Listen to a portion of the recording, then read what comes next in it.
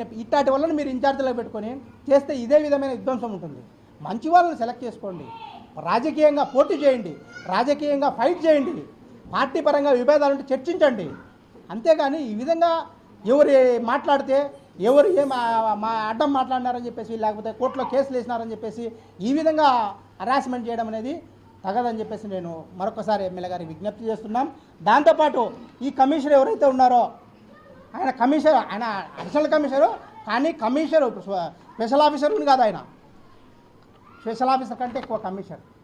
ఆయనకు తెలుగుదేశం ఇన్ఛార్జ్ కానీ తెలుగుదేశం కార్యకర్త కానీ చెప్తే హుటాహుటిన పరిగెత్తుకుంటూ పోయి ఇంకా ఆయన గుడ్డలు నిలవడం అనమాట. అట్లా చేసే వ్యక్తిని మీరు ఎన్నుకొని అక్కడ పెట్టడం జరిగింది. కేవలం అతను గతంలోనే మనం చూసాం, ఏదైతే అల్మాస్పేట సర్కిల్కి సంబంధించి ఈరోజు 2 వర్గాలకు సంబంధించి అనేక విధాలుగా వాళ్ళు కేసులు పెట్టుకొని ఈరోజు జైళ్ళల్లో మగ్గిపోతున్నారు. దీనికి కారణం ఎవరు?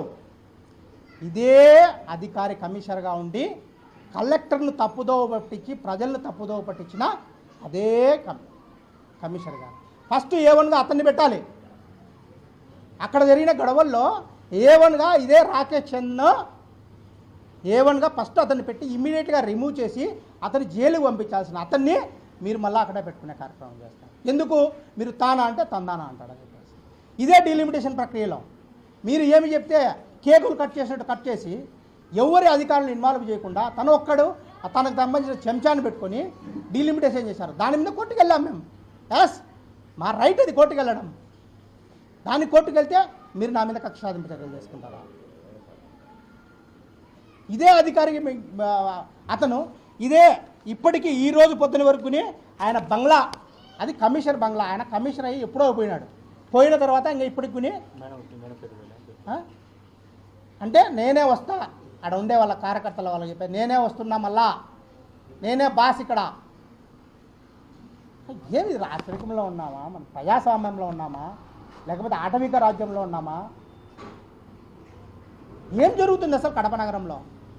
నేను ముఖ్యమంత్రి గారికి కూడా ఒకటే విజ్ఞప్తి చేస్తున్నాం, ఒక్కసారి ఎంక్వైరీ చేయండి. ఇక్కడ మీరు చెప్పిన ఏవి కూడా రాజ్యాంగబద్ధంగా ఇక్కడ పనిచేసే పరిస్థితిలో లేరు. తప్పకుండా దీని మీద మీరు ఎంక్వైరీ చేయాలి. ఆ అధికారి ఇప్పుడు అనేక కుటుంబాలకు వేదన కారణమైన అతన్ని ఇమీడియట్లీగా సస్పెండ్ చేయాలి, అతని మీద కేసు ఫైల్ చేయాలి. ఏదైతే డీలిమిటేషన్ ప్రక్రియలో అక్రమంగా చేశాడో దాంట్లో కూడా అతన్ని ముద్దాయిగా చేర్చి అతని మీద ఎంక్వైరీ చేయాలా. దీని మీద అంతవరకు వైఎస్ఆర్ కాంగ్రెస్ పార్టీ తరఫున మేము పోరాటం చేస్తూనే ఉంటాం. తప్పకుండా కలెక్టర్ గారిని కలుస్తాం. కలెక్టర్గా అతను చేస్తున్న అరాచకాలను